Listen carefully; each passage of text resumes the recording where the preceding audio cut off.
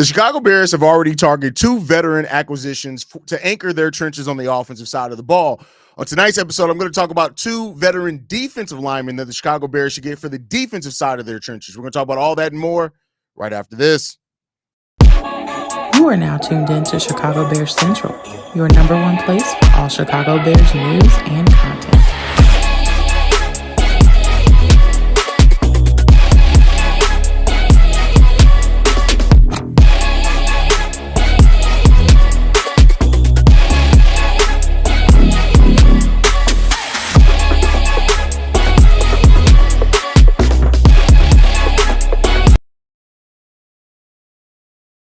What's going on, Bears fans? Welcome to another episode of Chicago Bears Central, your number one spot for everything Chicago Bears related. I'm the host here, Hayes, but more importantly, you guys can follow the channel at Chi Bears Central on every social media platform we happen to be on. With that said, let's go ahead and get into this for today, y'all. And I got two players that I want the Chicago Bears to target for the defensive side of the ball. Now, we've already seen that the Chicago Bears, in the acquisitions that they've made already, they're going after veterans that you kind of know their level of production. There's not much question there, and that it just, you kind of know what they're going to be able to bring if they're able to stay healthy. Also, without getting some long-term money on the books. There are two guys that I think make sense for that. One of the guys was just recently cut by his team, and that first one is Harold Landry III. Now, I think that if the Bears are able to go out after and get him, which I get it, there's some concerns with him. He's not great in the run part of the defense, but if you're looking for a guy that's surefire, can do one thing, and that's great, and that's get to the quarterback, Harold Landry does exactly that. Look at him, 50 and a half sacks over the course of his NFL career, dating back to 2018. The least amount of sacks that he's ever had in his career was 4.5, and that was his rookie year. Last year, 9 sacks. The year before that, 10.5 sacks. The year before that, 12 sacks. I think Harold Landry makes a lot of sense depending on what the money would look like to acquire him. But I think that him being cut by the Tennessee Titans opens up for the Chicago Bears to slide in there and try to get this guy. I know there's been a talk of a lot of different defensive ends that can come in here and help the Chicago Bears. Khalil Mack, the veteran who seems like they share some mutual interest with rejoining the Chicago Bears. At one point, people were talking about trading for Myles Garrett. Trey Hendrickson's come available in the trade market. But I look at Harold Landry, and I think that Landry makes a lot of sense for the Chicago Bears. He'll be 29 the majority of next season. What that does, even if you sign him to a 2-year deal, right, it gives you 2 years of having very solid production next on the opposite side of Montez Sweat. And then you can develop, whether it's Austin Booker or Daniel Hardy, these young guys that you still may think can eventually develop into starters. It allows you more time to kind of bring them along more naturally, right? Harold Landry should be somebody that the Bears should absolutely call. They should absolutely make a call to see if they can bring in Harold Landry to this team. He does have some concerns, right? He gets by defenders, with pure speed. He has the great durability and things like that. He didn't miss an entire season 2 years ago, so there's that as well. But he's been healthy primarily since then. The question as well with Landry is that, listen, he's able to get to the quarterback, right? Now, the run part of the defense, some questions there. It is what it is. But you look at him recording 9 sacks of at least 5 out of the last 6 years. This is a guy that, listen, I think that you should absolutely go after and get him. 28 years old, will be 29 next season. He just makes sense with the timeline. I think also when you look at Dennis Allen, he's the type of player that Dennis Allen would like a whole hell of a lot as well. If you're able to get Harold Landry in here, it goes further and just freeing up more of how creative you can get in the NFL draft, because you know that you're going to get solid production when it comes down to it, man. That's just my thought process. I like this a whole hell of a lot, man. I think Harold Landry just makes so much sense for the Chicago Bears and where we're at right now, and I hope that the Bears do pivot and make that move. Now, the next player that I'm going to talk about, who doesn't necessarily – he has the production, right? There's some injury concerns there. That's Jonathan Allen. Now, this is another guy, veteran piece, 30 years old, right? And while he has his own kind of shortcomings as well in the run part of the defense – and his injury, he only played 8 games last season, so basically a half a season last year. But even in that half a season, he had 3 sacks. And this is about putting pressure on quarterbacks, right? I think when you look at when Andrew Billings went down, the Chicago Bears and their defensive line and the pressure that we were putting on considerably went down as well, right? So I think if you can get Jonathan Allen in here, he's a guy that I also think you can get on a reasonable contract. I think he's going to be out to prove that he can stay healthy and he can keep that production up. If you can get Jonathan Allen in here, I think that would go so long of a way, right? I think that would make so much sense for the Chicago Bears, man. Yeah, it just makes sense. You look at three sacks last year in 8 games. He had 5.5 sacks the year before that in 16 games. 7.5 the year before that in 16 games. 17 games the year before that with 9 sacks. So yeah, the sack production has gone down each of the last few years, but he's still a very productive player. And I think he's still a guy that could make some sense for the Chicago Bears. Again, you're not signing him to be the end all be all of your defensive line. You're signing him for the veteran presence that he has, for the fact that if he's healthy, you know exactly what he's going to be able to bring production-wise. And he had some much-needed depth for a defensive line. He can play next to Javon Dexter. He can play next to Andrew Billings. It adds the flexibility that you want on that defensive line. Keep in mind, while Dennis Allen isn't necessarily somebody who rotates his defensive line as much as like Eric Washington did, Dennis Allen still likes to keep that defensive line fresh as well. So the more depth that you have there, it really makes some sense for you. So I think this makes sense as well for the Chicago Bears. And, I think these two players make a lot, but these would basically be, right? The way that I look at this would be the defensive line version of what you just did with Joe Thuney and you did with Jonah Jackson. It's the defensive version of those moves. Right? It doesn't get in the way of your younger players. It's positions that you absolutely need that you have here. And it allows you to get some players that can come in here right now and perform right away for you while you still may be able to take some shots on some pieces that you want to develop over the next couple of years and things like that. I just think that these two will make a lot of sense for the Chicago Bears personally. So, we'll see what happens there. Crimson says, yo, greetings and go Bears. Shout out to Crimson. DT, shout out to you being here in the building. I want Landry. He's only 29 and a perfect fit for us. Listen, Harold Landry makes a lot of sense for the Chicago Bears, Brody. A lot of sense, man.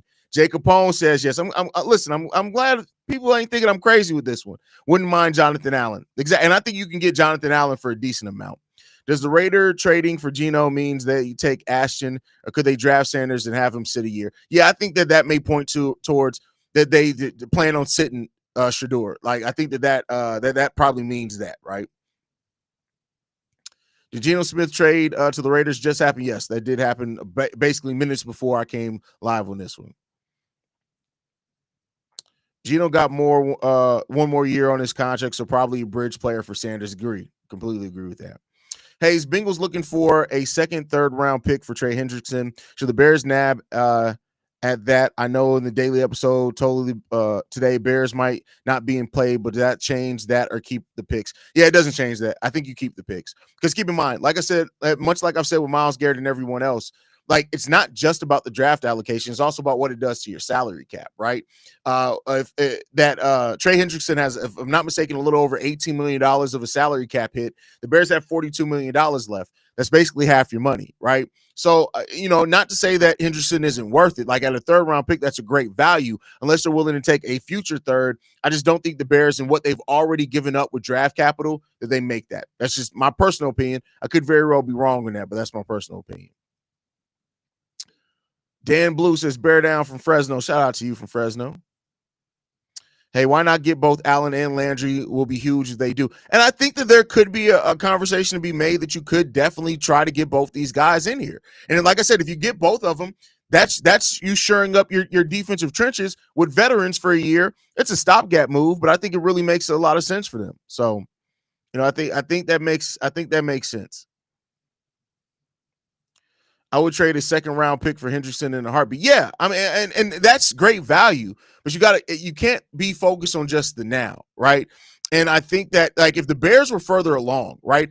If we were a team that made the playoffs last year, then yeah, but we still got a lot of shit that we absolutely have to address, right? And I think that with the money that he has, it just makes it a little bit difficult to get in on that. But we'll see what Ryan Poles does. Ryan Poles can get creative. We can restructure contracts to where it makes some more sense financially to go after it. I just don't see it happening right now. With what he's already given up, I just don't see it happening. I think we're going Dahlman and defensive line upgrade for agency. I don't see Landry for us, but we can use the interior meat in the trenches. First of all, the fact that you said interior meat is crazy, Scott. That's crazy, bro. Like you need some meat on the interior. That's crazy, bro. Like, I mean, hey, to each their own. I'm not here to kink shame. Whatever you need is what you need, bro. That ain't got nothing. That's between you and God. But I'm just saying it's a little weird. But I think Landry actually makes a lot of sense for us because we need that defensive end, in my personal opinion. But hey, I mean, I'm not saying that I got all the answers. I'm just here to present my case, right? I'm still going to wait and see it on the field. I hope the Bears bandwagon. I've been hurt too many. Oh, I feel you, Willie. I say that basically on every episode of Bears Central recently. Like, hey, I can get excited about the moves, and I can say that these are some really good moves. But I'm not going into the season with like the level of excitement I did last year until I see some wins on the football field, man. My recent mock drafts have been Bow going on average at fourth overall. Your boy is the hot tick.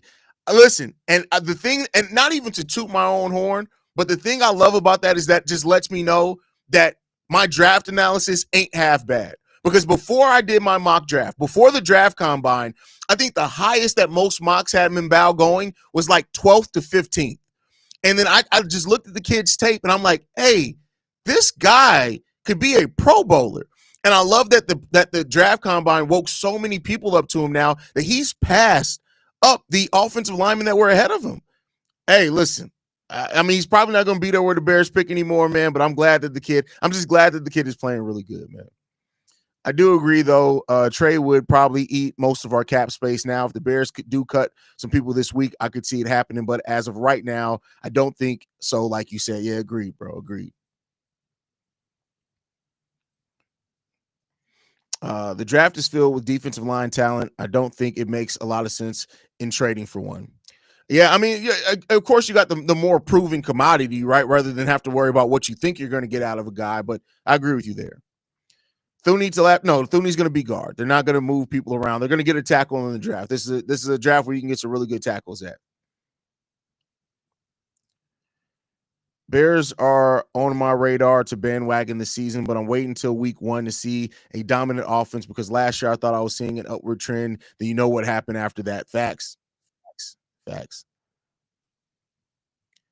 No, listen, and that's one thing. Like with Darius from Dallas, he's always calling in like, "Hey, let's change this guy's position." Like he's been like, "Let's move Braxton Jones to guard. Let's move Tyreek Stevenson to safety." It's like, bro, like, come on, man, this ain't Madden, bro. Will Campbell could push Braxton Jones for LT. We need competition at that spot. Karen ain't ready. Yeah, Karen ain't ready. And we don't even know if Karen's long-term going to be guard or tackle. But you talking about push for Braxton Jones. I think Will Campbell would snatch that position from Braxton Jones immediately. Immediately. That's just my personal opinion. What up? What up, my boy? How you feeling, bro? Jonathan Allen, Harold Landry. What are you thinking about them and the chances coming to the Bears? Hey, I ain't gonna lie to you, bro. I think those two better options than Trey Hendrickson. I'm not gonna lie to you. I'm not saying that those players are better than Trey Hendrickson because I think Trey Hendrickson is a hell of a player. But if you telling me I gotta give up a second and a fifth when everyone knows the Cincinnati Bengals want to be cheap asses, nah, I'm gonna stand pat. And if you want to go ahead and let them go, cut them. We'll take them off a cut, but I don't want to waste my draft capital, especially 2 picks and especially a second round pick plus another maybe a 5th or a 6th. I can understand a 5th or 6th, but those second round picks are very, very valuable. And then when you got Jonathan Allen and this Landry guy, who I'm trying to do a deeper dive into, I definitely like the stats.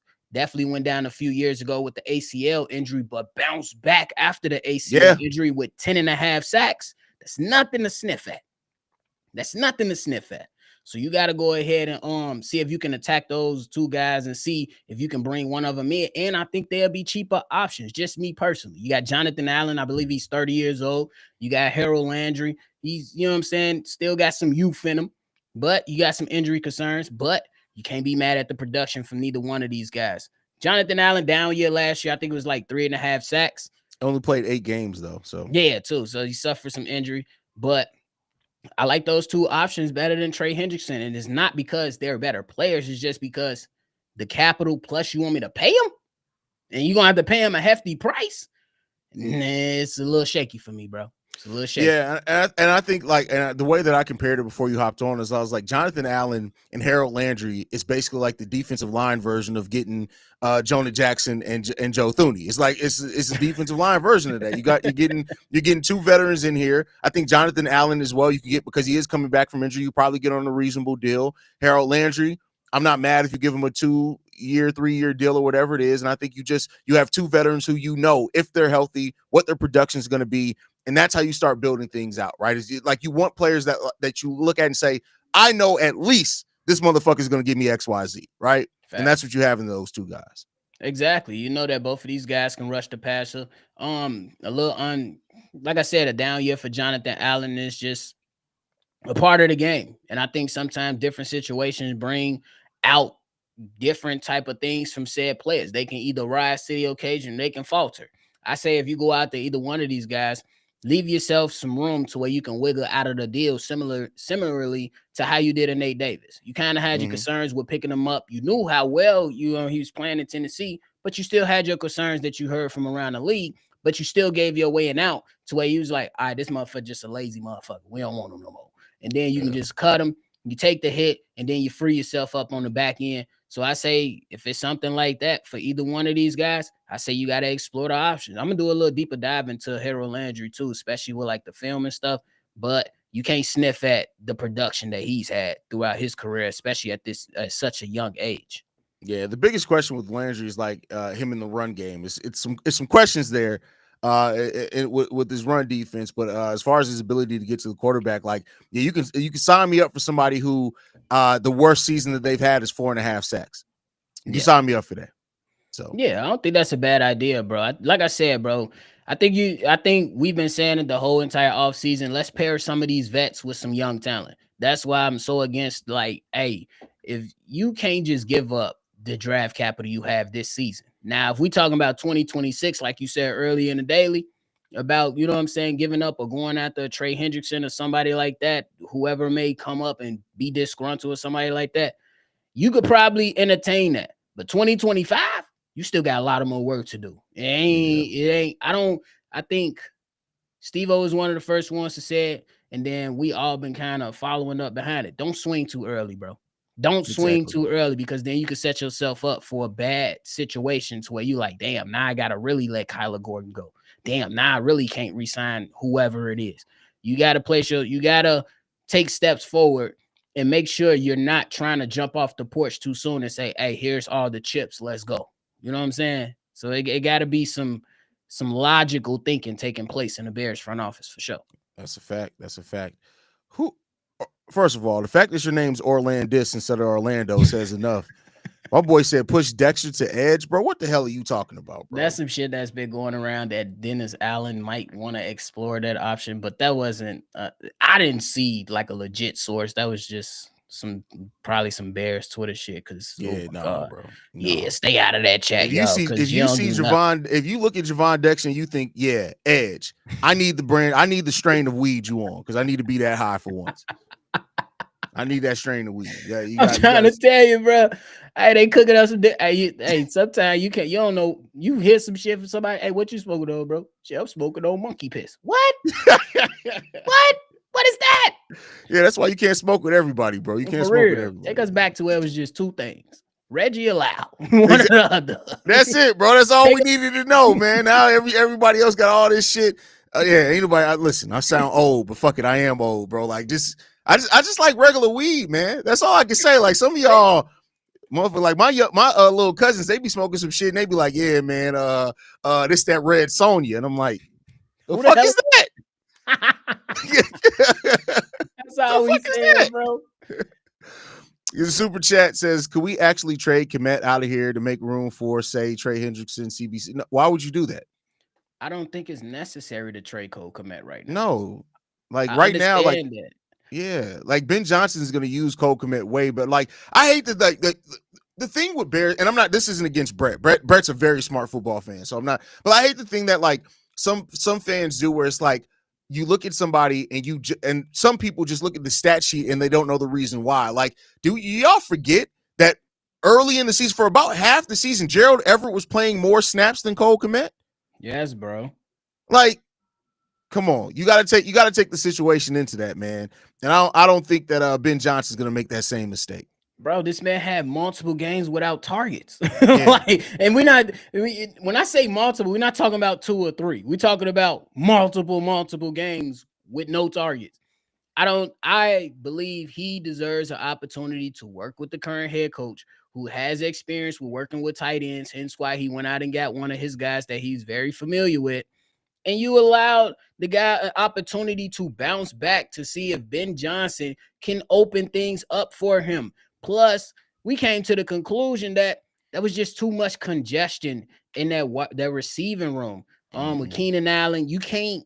That's pretty much damn near Hall of Fame player right there. You had to feed him. Then DJ Moore, that's your number one, seeing the most money. Then you got Rome Odunze, and you know what I'm saying? That's your young prospect that you want to see thrive. So I think it was just too much inside of the room. Now Keenan Allen appearing that he gonna be on the walk. I'm saying they're gonna let him walk. That's why you ain't heard none. You know what I'm saying? So let's give him another chance. You don't just throw away a guy like that. And hey, I'll say this: Ben Johnson has no intentions of trading him away because you heard him during the draft. He's like, yeah, Cole Kmet has an 80% catch rate.